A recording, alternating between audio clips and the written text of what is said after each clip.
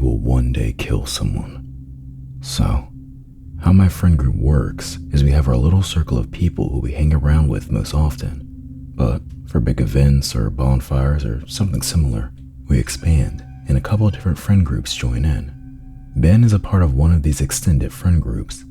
He is someone who always posts different and interesting things, who always has something to say.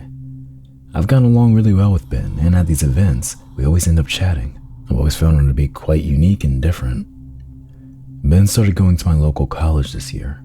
He shot me a Snapchat basically saying, "Hey, all my friends went to different schools, and the only person I have to talk to from the area is now my ex-girlfriend.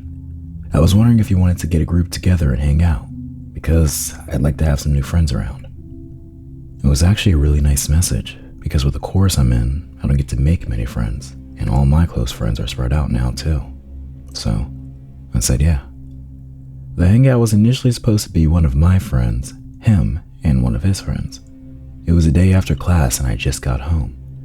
He told me he was going to take a quick nap before we all head out. When he wakes up, he tells me it's now too late and he has other plans he forgot about. That's totally fine. I wasn't upset about it. I canceled with my friend too so I can just sit down and do some homework. He texted me a few hours later. I didn't give him my number, telling me his other plans got canceled and he was now available again and wondering if I wanted to do something. I said that my friend was now out of the city, and he said he texted his friend but they didn't answer. He decided to pick me up and go for a drive, and just chat. Ben gets to my house at around 10. I go and hop into his car and he speeds off. Oddly enough, he's talking in an accented voice, kind of like Jamaican or something similar. I thought he was just being goofy, so I played along. Sometimes I would answer back in the accent, but then I started to think it was weird that he wasn't talking in his own voice at all. He was driving like a maniac down the street, telling me how he was drinking earlier because he thought he was going to a party. I asked him if he was drinking and driving, and he said no, he only had a few sips. I know I probably should have gotten out of the car then, but we were already flying down the highway, and I was terrified. He begins to rant about his ex, telling me that there was infidelity and trust issues on his end, and he couldn't tell me what they were because he didn't want me to think badly of him. He told me he was still going to marry this girl and have her children. He ranted about her and got on tangents and started to scream and yell. I started to think that maybe he was on something. We arrive at my college, about a half-hour drive, and he says we should get out of the car. I'm already scared, and my phone is dying, so I just listen to what he says. From then, I'm already thinking he might kill me. He took me for a walk through the light woods, and then started to make sounds like a creature. He would make, like, dinosaur sounds, or sounds like The Grudge. He would also walk like a creature, morphing his body into weird, creepy movements.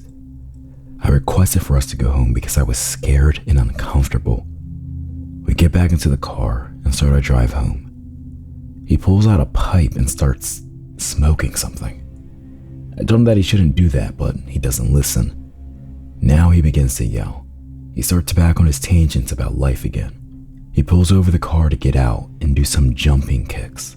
Like, what? Now my phone is completely dead. He gets back in the car and puts on his favorite song. This song begins slow and then picks up a little later. He begins to scream along to the lyrics and smash the windows and dashboard and wheel with his hands. He was stomping his feet all while driving. I've seen someone passionate about a song before, but not like this. Ben swerves all around the road until we get to my house. He then turns to me and says, without an accent, "I know it's late, but do you want to mess around?" In the most casual tone in the world. I gave a nervous laugh and said, "Actually, I'm good." He turned to the back seat to get something, but I got out of the car and booked it to my house. I locked the front door and the door to my bedroom, just in case he tried to break in. It might not sound as terrifying as it was for me in the moment, but at the time I was shaking out of pure fear. I don't know if he was on some crazy substance or had some mental problems going on, but I've never met a person before who I've looked at and thought to myself, "You are going to kill someone."